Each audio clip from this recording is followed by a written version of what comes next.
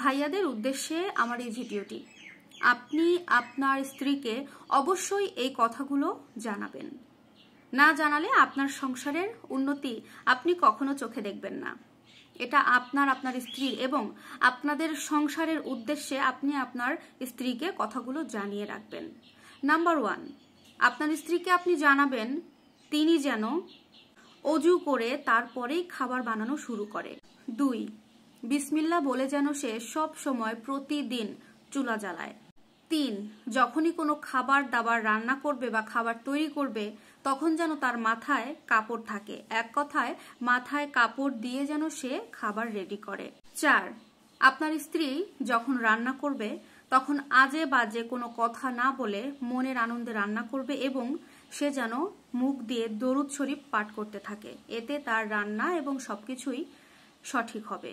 5, আপনার স্ত্রী যদি জিকির করতে করতে খাবার তৈরি করে তাহলে আপনাদের খাবারে আল্লাহ তাআলা রিজিক বাড়িয়ে দেবে এবং বরকত বাড়িয়ে দেবে এবং আপনার স্ত্রীর তৈরি করা খাবার যারা যারা খাবে তারা সবাই নেককার হিসেবে ঘোষিত হবে।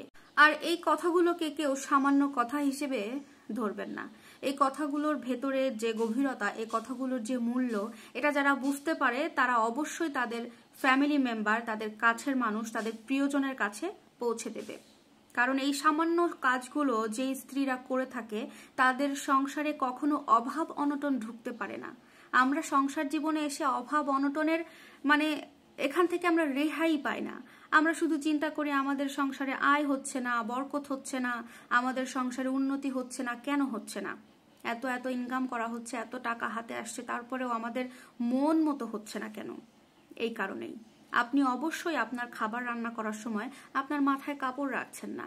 আপনি অবশ্যই আপনার খাবার তৈরি করার সময় অজু করে নিচ্ছেন না, নিজেকে পবিত্র করে নিচ্ছেন না। আপনি অবশ্যই আপনার খাবার রান্না করার সময় আপনি বিসমিল্লাহ বলে আপনার রান্নাঘরে ঢুকছেন না, আপনি রান্নাঘরটাকে পবিত্র করছেন না, আপনি আপনার রান্নাঘরটাকে সেভাবে বিশেষ কিছু মনেই করছেন না। কিন্তু এই রান্নাঘর থেকেই আপনার খাবারের তৈরি হয়, আপনি খাবার তৈরি করেন এই রান্নাঘর থেকে, তাহলে রান্নাঘরের প্রতি কেন আপনার কোনো দায়িত্ব থাকবে না? তাই আপনি একটা স্ত্রী হয়ে অবশ্যই আপনাকে এই ছোট ছোট কাজগুলো করতে হবে, তাহলে অবশ্যই আপনার সংসারের উন্নতি হবে, বরকত আল্লাহ বাড়িয়ে দেবে। আপুরা ভিডিওটা দেখলে তো অবশ্যই জেনে যাবে, আর যদি ভাইয়ারা দেখে থাকেন তাহলে অবশ্যই আপনারা এই কথাগুলো জানার পরেও নিজেদের কাছে কথাগুলো রেখে দেবেন না। কারণ এই কথাগুলো না জানার পরেও নিজের কাছে রাখার মতো কথা না। এগুলো আপনি আপনার মা, আপনার বোন, আপনার প্রিয়জন, আপনার কাছের মানুষদের কাছে পৌঁছে দিন। আর এর জন্য কি করতে হবে? আপনার ভিডিওটা দেখাইতে হবে, ভিডিওটা শেয়ার করতে হবে, কিংবা আপনি নিজে নিজেই তাকে মুখে জানিয়ে দিন।